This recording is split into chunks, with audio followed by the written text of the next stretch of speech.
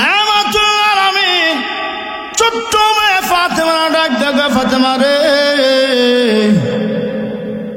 দরজা যা দেখো কে যেন খাড়া নাড়তেছে, এটা অগন্তুক মুসাফিরের আগমন ঘটছে। সুবহানাল্লাহ। এটা কি সাধারণ মুসাফির না অসাধারণ? আরো জোরে এখন এমন মুসাফির কেউ বিলাপ শুনে না, কান্না শুনে না, কেউ কান্না শুনতে চায় না, বিলাপ শুনতে চায় না, ঠিক কিনা? আরো জোরে এখন বাবা অসুস্থ, মা অসুস্থ, সাকরাত শুরু হয়ে গেছে, ছেলে মেয়েগুলি কান্নাকাটি করতেছে, বাবাও কথা বলতে পারে না, মাও কথা বলতে পারে না, শুধু ফেল ফেল করে সন্তানগুলির দিকে তাকায় থাকে, ঠিক কিনা? আরো জোরে এখন ওই নিদারুণ কান্নার আওয়াজ এই মুসাফিরকে আটকায় না, ওর কলিজায় আঘাত লাগে না, কথা বলুন ঠিক কিনা? আরো জোরে এখন কোনো কান্না, কোনো বিলাপ তাকে বাধা দিতে পারে না, উনি হলো মালাকুল মউত, ঠিক কিনা? সন্তানগুলি কান্দে, আত্মীয় স্বজন কান্দে, আজরাইলের মায়া লাগে। আরো জোরে এখন না, যত কান্দ আর যত বিলাপ করা শোনা, আমাকে আল্লাহ পারমিশন দিয়েছে, এটা আল্লাহর নির্দেশ।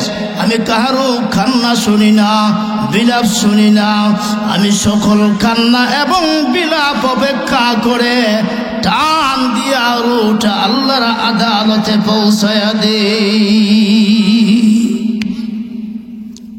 লোকটা যদি মুমিন হয়, ইমানদার, 5 ওয়াক্ত নামাজে যদি লোকটা হয়, এমনি আজরাইল আলাইহিস সালাতু ওয়াস সালাম জান্নাত থেকে একটা রেশমি রুমাল নিয়ে আসে। কি রুমাল? আরো জোরে এখন একটা রেশমি রুমাল নিয়ে আইসা সাকরাতের কষ্ট চলতেছে, ওই অবস্থায় পাশে দাঁড়াইয়া সুন্দর ভাষা দিয়া তারা আত্মাটাকে ডাকতে শুরু করে। সুবহানাল্লাহ। ওই সাউন্ড আছে আর একটু দেন, আমি দেওয়ান লাগে, এটা নিলে সুবিধা হয়, ঠিক না? এটা যদি নেতে সুবিধা হয়, ঠিক না? এই জন্য একটু দেন তো, একটু গরম যায়নি।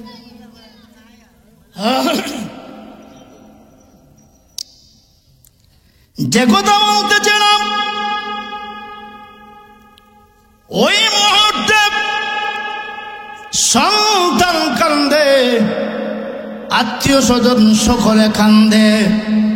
ওই মুহূর্তে আজরাইল পাশে বৈশা, মুমিন যদি হয়, ইমানদার যদি হয়, সুন্দর ভাষায় ভালোবাসার সুরে তারা আত্মাটাকে ডাকতে শুরু করে। সুবহানাল্লাহ। কোন ভাষাটাকে বলবো?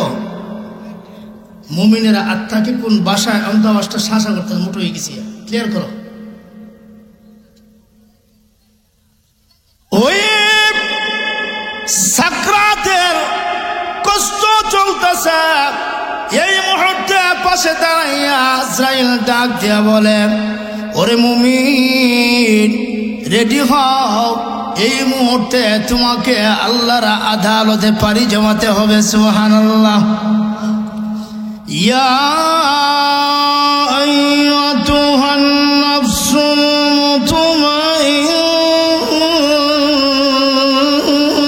মুতমাইন্নাহ,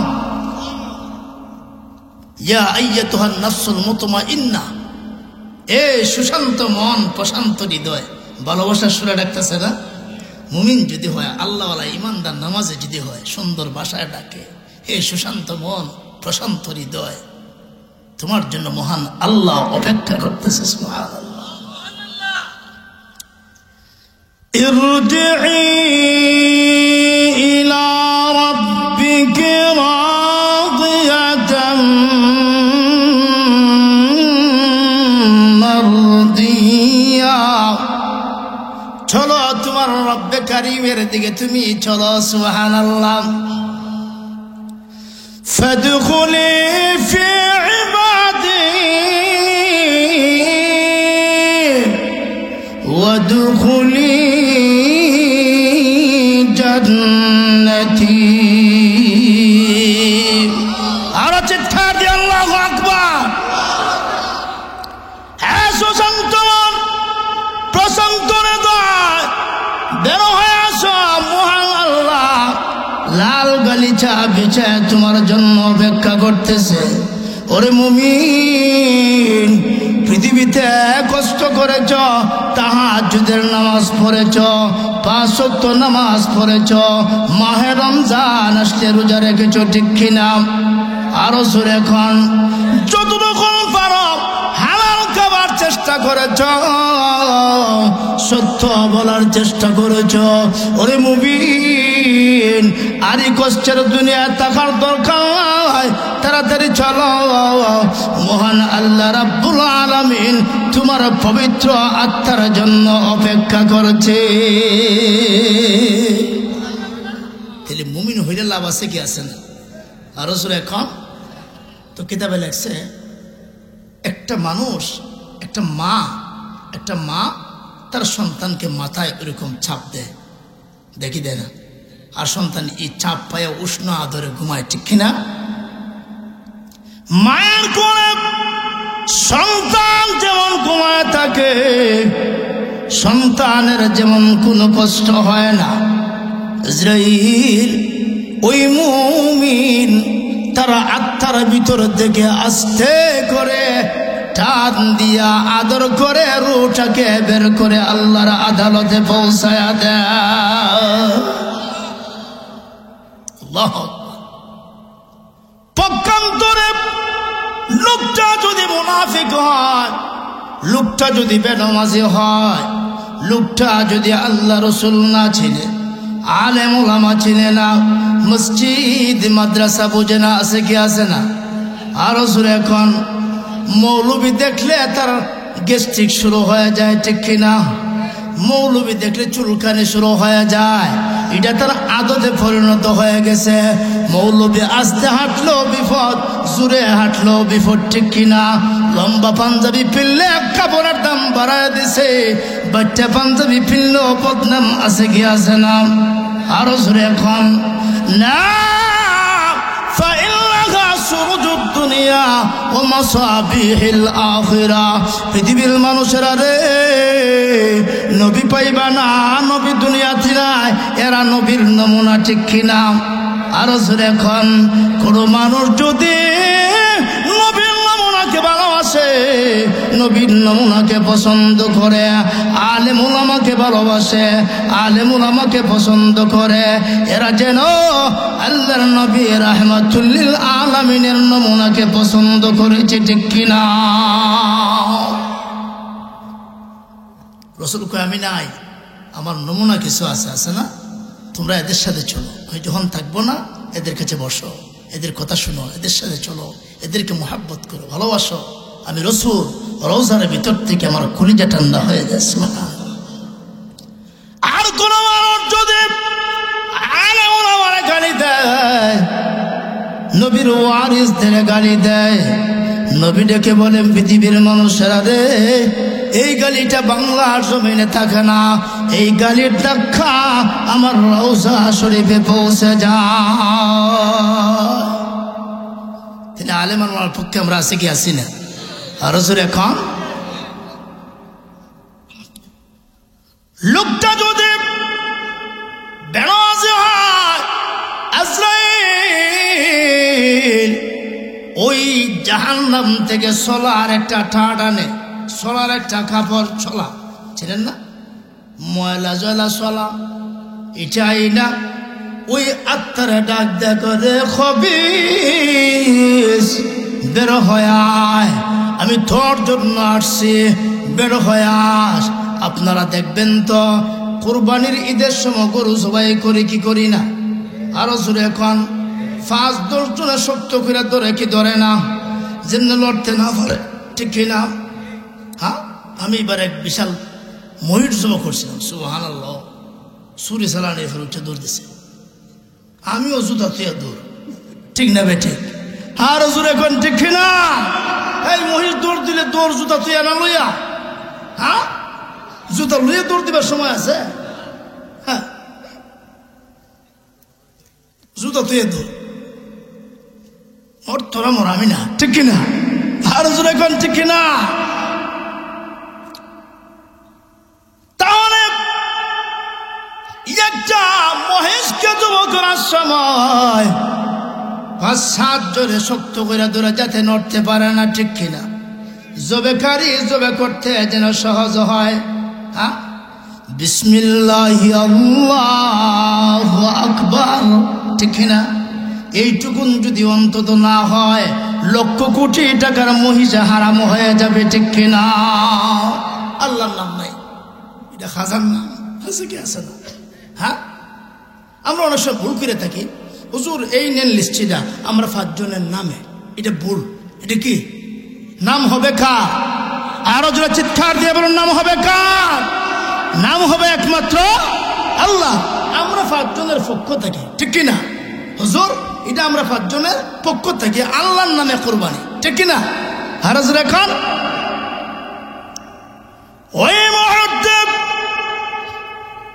আজরাইল 500 ফেরেশতা নিয়ে আসে, এই পাপিষ্ঠরে শক্ত কইরা ধরো, নাউজুবিল্লাহ, শক্ত কইরা ধরো। আমি যখন জান বড় করতে চাইব ওর জান কিন্তু বের হতে চাইবে না, দৌড়াদৌড়ি শুরু করবে, ঠিক কিনা? আমার সুন্দর বাড়ি ঘর, আবার হাতের গোড়া বাড়ি ঘর রেখে আমার যেতে মন চায় না।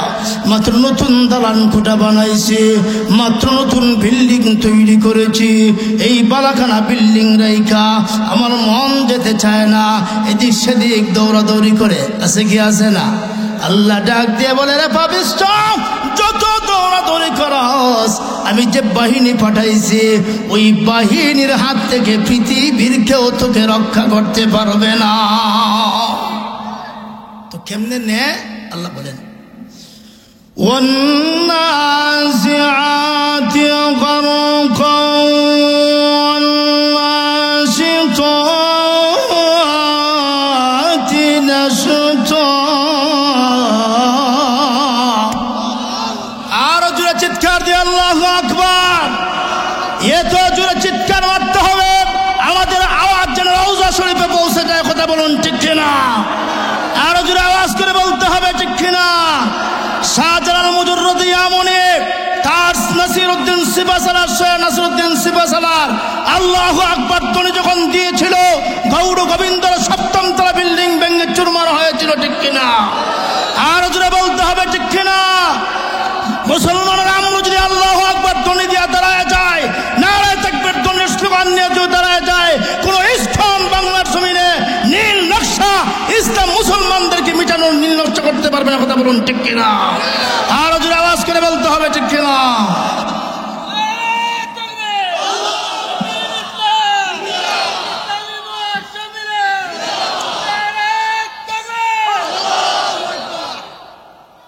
আপনারা অসুবিধা হইতেছে? আমার কিন্তু নামও নাই দহিরের। এটা আমার বঞ্জামার বাড়ি, আমার বঞ্জামার বাড়ি। এখানে আমার ছোট বোন বিয়ে দিছে। আমিনপুরের সাথে আমাদের আত্মার সম্পর্ক, আমাদের হৃদয়ের সম্পর্ক, আমরা রক্তের সম্পর্ক আমিনপুরের সাথে। আমি কিছুদিন আগে খান্দিগাঁও বয়ান করে গেছি। এই যে খান্দিগাঁও, কয়েকদিন আগে 2 তারিখে তিলিয়াখালা বয়ান করছি। তো আমরা তো আপনাদের দেশের সন্তান, ঠিক কিনা? তা আপনার সাথে যে ওয়াজ, এটা কোনো বাটফারি ওয়াজ? হ্যাঁ, এটা দিল থেকে কথা, ঠিক কিনা? এরকম টিয়া পয়সার কথা। গতকাল প্রোগ্রাম করছে আমি ময়মনসিংহে, রাত্রে 11:30টায় বয়ান দিছে। ময়মনসিংহ সে মুক্তা গাছে ময়মনসিংহ 11:30টায় বয়ান দিছে। বয়ান করতে করতে 12:30 1টা, ধোয়াটোয়া মিললে মোটামুটি 2টা। মোটামুটি কয়টা? 2টার সময় গাড়ি টান দিছে। আল্লাহু আকবার, দিকে একটা হাতও সামনে বারবার পথ নাই। রংপুরে আপনারা দেখবেন পত্রিকায় আসছে, গতকাল রংপুরে 7-8টা গাড়ি ওই একসাথে ধাক্কা, কিচ্ছু দেখা যায় না। ভয়ঙ্কর পরিবেশ, কিচ্ছু দেখা যায় না। আমি সামনের সিটে বসছি, ড্রাইভার ওই সাইডে, ও দেখে আমিও দেখি, হেডলাইট দেয় কিন্তু কোনো লাইটে আর কাজ করে না। হুকুম কার? আর জোরে এখন হুকুম কার?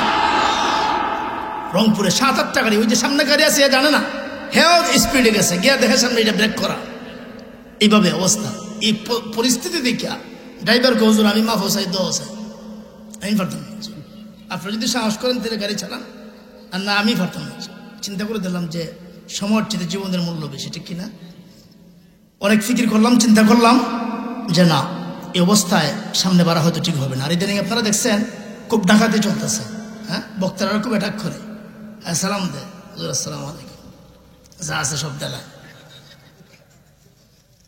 আবার হুজুর বেজার হইছো, না খুশি হয়েছে, তোর যদি আমিনপুর পাইতাম ফিটা একটু মাটি ফেলাইলাম না, যা কর্মকি তেমন বেশাবাদ পড়ছে।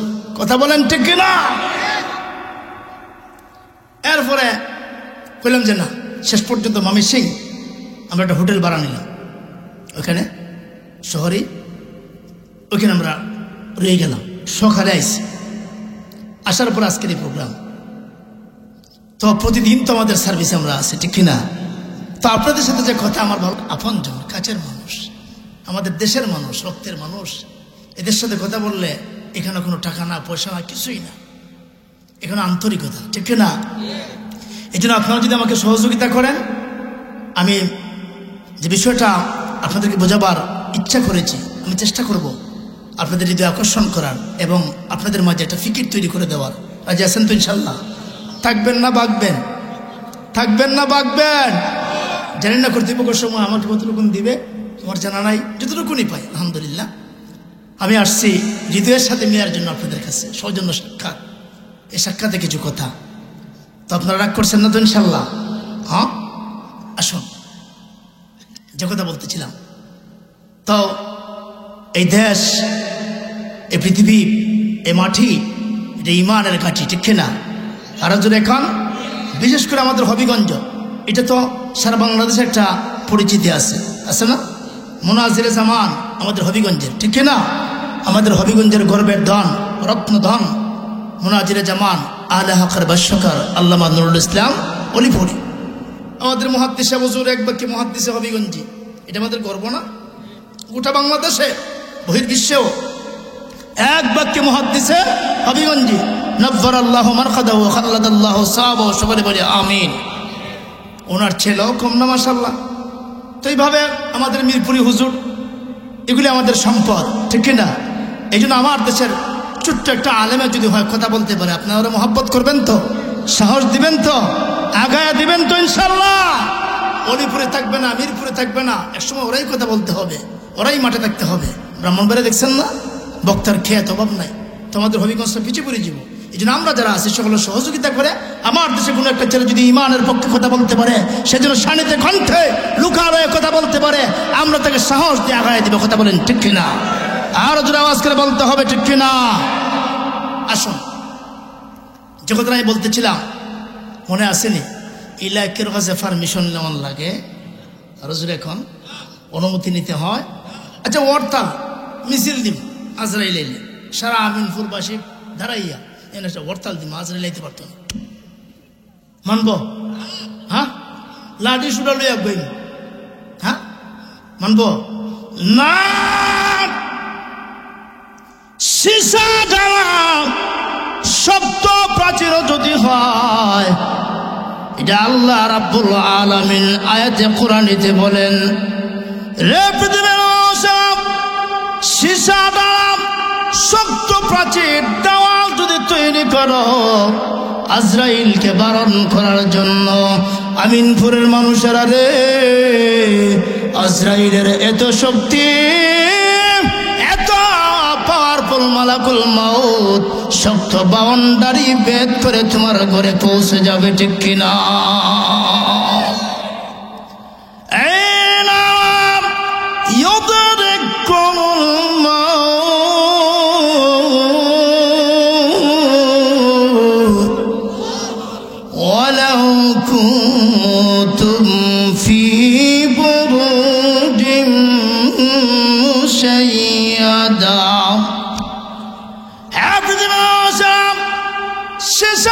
প্রাচীরের ভিতরে যে তোমরা আবদ্ধ থাকো, ওই মালাকুল মউত তো শক্ত, এত তারা কঠিন তাবা। পৃথিবীর মানুষেরা রে, ছেলে মেয়ে কান্দে, আত্মীয় স্বজন কান্দে, কখনো বাবার কাঁধে সন্তানের লাশ, আবার কখনো সন্তানের কাঁধে বাবার লাশ। কথা বলেন ঠিক কিনা? আরো জোরে এখন পৃথিবীর মানুষেরা রে, যখন সন্তান মায়ের লাশ কাঁধে বহন করে, সন্তান জানে তার বুকের ভিতরে কত কষ্ট। ঠিক কিনা? আরো জোরে এখন ঠিক কিনা? আবার কোন বাবা যখন সন্তানের লাশ কাঁধে নেয়, ওই বাবা জানে কত কষ্ট লাগে। এই জন্য সকল কষ্ট অপেক্ষা করে মা বাবাকে খবর শোয়াই দিতে হয়। কথা বলুন ঠিক কিনা? আরো জোরে কোন ঠিক কিনা? এমনকি মাকে যখন খবর শোয়া দেওয়া হয়, এমনি মা ডাক দিল, সন্তানেরা রে, কোথায় তোমরা চলে যাও? আমাকে সেই বাসবাগানে গুরুস্থানে একা একা রেখে কোথাও চলে যাও। আমি যে একটা মুহূর্ত তুমি সন্তানের মুখ না দেখলে থাকতে পারছি না। ঠিক কিনা? আব্বা আব্বা সন্তান রে ডাক দিল, সন্তান রে, তোকে লালন পালন করার জন্য, তোকে বাড়ি ঘর সাজায় দেবার জন্য আমি আমার জীবনটা বিদেশ কাটায় দিয়েছি, ব্যবসা বাণিজ্য জীবনটা কাটায় দিয়েছি। আজকে তো নিষ্ঠুর হয়ে গেলে এ সন্তান, আমাকে কোথায় নিয়ে যাওয়াস? আমি মুরব্বী মানুষ, আমি বুড়া হয়ে গেছি, আমি ওই নির্জন করে একা থাকতে পারবো না। ঠিক কিনা? আরো জোরে কোন ঠিক কিনা? মা সন্তানের দিকে তাকায় ডাক দে, সন্তান রে, আমাকে একা কোথায় নিয়ে যাস? আমি এখানে থাকতে পারবো না। আমি না ছোট্টবেলা বুকের ভিতরে তোরা আদর করে রেখে দিয়েছিলাম, আজকে তুই এত নিষ্ঠুর হইলে আমাকে একা নির্জন করে তুই যাইবে কেমনে? তুই বাড়িতে গিয়া থাকবি। কথা বলেন ঠিক কিনা? কোন সন্তান যদি মার কবরের পাশ দিয়ে হাইটা যায়, মা তার জুতার শব্দ শুনতে পায়, আর ডাক দিল, সন্তান রে, আমার খবরের পাশে দাঁড়া, আমার খবরের পাশে দাঁড়া, আমার খবরের পাশে দাঁড়াইয়া মহান আল্লাহর কাছে দুইটা হাত বাড়ায় আমার জন্য কিচ্ছু বইলা যা। এমনি সন্তান যদি মার খবরের পাশে দাঁড়াইয়া, আব্বার খবরের পাশে দাঁড়াইয়া সূরাতুল ইখলাস পড়ে, সূরাতুল ইয়াসিন পড়ে, মহান আল্লাহ ডাক দিল, সন্তান রে, তোর হাতটা আকাশের দিক থেকে জমিনে নামাইতে দেরি হয়, আমি আল্লাহ তোর দরখাস্ত মঞ্জুর করতে দেরি হয় না। কবি ইচ্ছে করে মাগো তোমারি কবরের পাশে দাঁড়িয়ে থাকি আজীবন। মা খবর ঘুমাই গেলে এটা মায়ের খবর পাশে আপনি পড়বেন।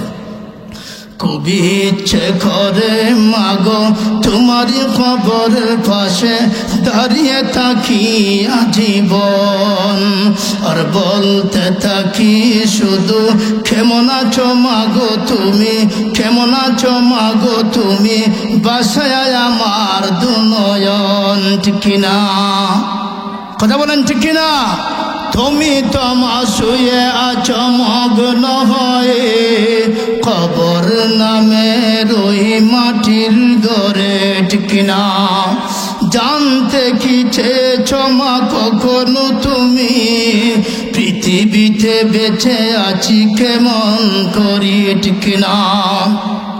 কবি ইচ্ছে করে মাগো তোমারি কবরের পাশে দাঁড়িয়ে থাকি আজীবন, আর বলতে থাকি শুধু কেমন আছো মাগো তুমি, কেমন আছো মাগো তুমি, বাসায় আমার দুনয়ন। ঠিক না?